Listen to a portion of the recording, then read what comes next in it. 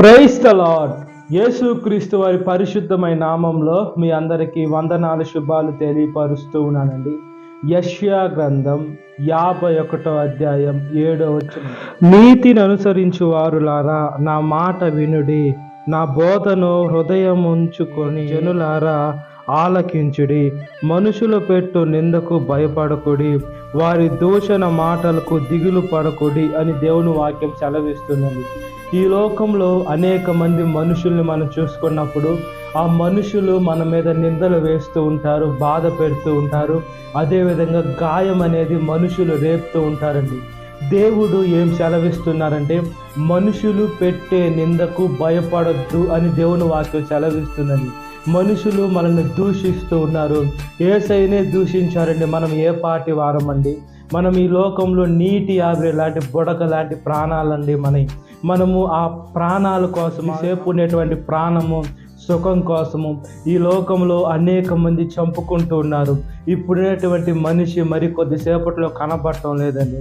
ఈ లోకంలో డబ్బు ఉంటే ఆస్తులున్నా అంతస్తులున్నా ఏదో నాకు అన్నీ ఉన్నాయని అనుకుంటున్నారు. అయితే ఈ లోకంలో దేవుని వాక్యం ఒకటి సెలవిస్తున్నది. ఏమనంటే ఈ లోకంలో మనుషులు బతికేది 70 సంవత్సరములు, అధిక బలం ఉంటే 80 సంవత్సరములు, అయినా ఆయాసమే దుఃఖమే అని దేవుని వాక్యం సెలవిస్తుంది. ఇంకో మాట కూడా దేవుడు మాట్లాడతారండి. ఏమనంటే ఈ లోకంలో ఒక జన్మదినము కంటే మరణ దినము మేలు అని దేవుని వాక్యం సెలవిస్తుంది. మనము ఏం చేస్తామంటే బిడ్డ పుట్టినప్పుడు మనం సంతోషిస్తాం, ఆ బిడ్డ పెద్దవాడు చనిపోయినప్పుడు బాధపడతాం. అదేవిధంగా దేవుని వాక్యము టోటల్ ఆపోజిట్గా ఉంది. ఎందుకనంటే ఈ లోకంలో పుట్టిన బిడ్డ పాపంలో ఉంటాడు, చనిపోయిన తర్వాత ఆత్మ ఇచ్చిన తండ్రి దగ్గరికి వెళ్తుంటుంది. కాబట్టి మనం ఈ లోకంలో చాలా జాగ్రత్తగా ఉండాలని, మనుషులు మనల్ని బాధ పెట్టాలని, మనల్ని నిందించాలని ఈ లోకంలో మనం పోరాడేది మనుషులతో కాదు, కానీ దురాత్మల సమూహంతో అని దేవుని వాక్యం సెలవిస్తుందండి. సాతాను మనల్ని బాధ పెట్టాలని, మనం దుఃఖ పెట్టాలని, మనల్ని ఏడిపించాలని సాతాను తన అనుచరులు ఈ లోకంలో ఎంత ప్రయత్నించినా కూడా దేవుడు మనతో ఉంటాడు. కాబట్టి మనం ఆయన వాక్యానుసారంగా బ్రతుకున్నట్లుగా ప్రార్థన. మహాపరిశుద్ధాత్మదేవ, మా ప్రియ పరలోకపు తండ్రి, మనుషులు మా మీద నింద వేసినా, మమ్మల్ని బాధ పెట్టినా, మమ్మల్ని దుఃఖ పెట్టినా, వేసి మమ్మల్ని ఎంతగానో హింసించాలని ప్రయత్నించినా కూడా వాళ్ళ దోషణ మాటలకు కూడా మేము బాధపడకుండా ఉండాలని ప్రాధేయపడుతున్నానయ్యా. దిగులు పడకుండా ఉండాలయ్యా. మేము ఈ లోకంలో నిర్భరము కలిగి ధైర్యంగా ఉండాలని ప్రాధేయపడుతున్నానయ్యా.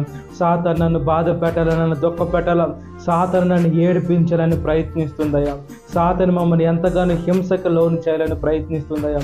సాతాను మమ్మల్ని ఎంతగానో ఈ లోకంలో ఉన్నటువంటి ఎదగనీయకుండా దాని మార్గంలో తిరగాలని, ఈ లోకంలో ఉన్నటువంటి పాపం వైపు మనుషులు పోవాలా, అది ఉండేటువంటి స్థానము నరకము, ఆ నరకంలోకి ప్రతి ఒక్క మానవాళిని యేసయ్య బిడ్డలందరినీ తీసుకొని వెళ్ళాలని సాతాను దాని అనుచరులు ప్రయత్నిస్తున్నారయ్యా.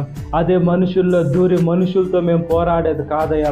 మేము పరలోకంలో నుంచి మధ్యాకాశంలో ఉన్న దురాత్మల సమూహంతో మేము సాతాను శోధన ప్రతి ఒక్క బిడ్డను విడుదల దయచేయండి అయ్యా. ఈ వాక్యం వింటున్న ప్రతి ఒక్క బిడ్డని పేరు పేరు వచ్చిన జ్ఞాపకం చేసుకోండి అయ్యా. ఈ దినకాలపు దేవునితో నింపమని నజరేయుడైన యేసుక్రీస్తు వారి పరిశుద్ధమైన నామంలో మిక్కిలి వినతి అడుగుచున్నాను నా పరలోకపు తండ్రి. ఆమేన్. Praise the lord. God bless you. Have a great day.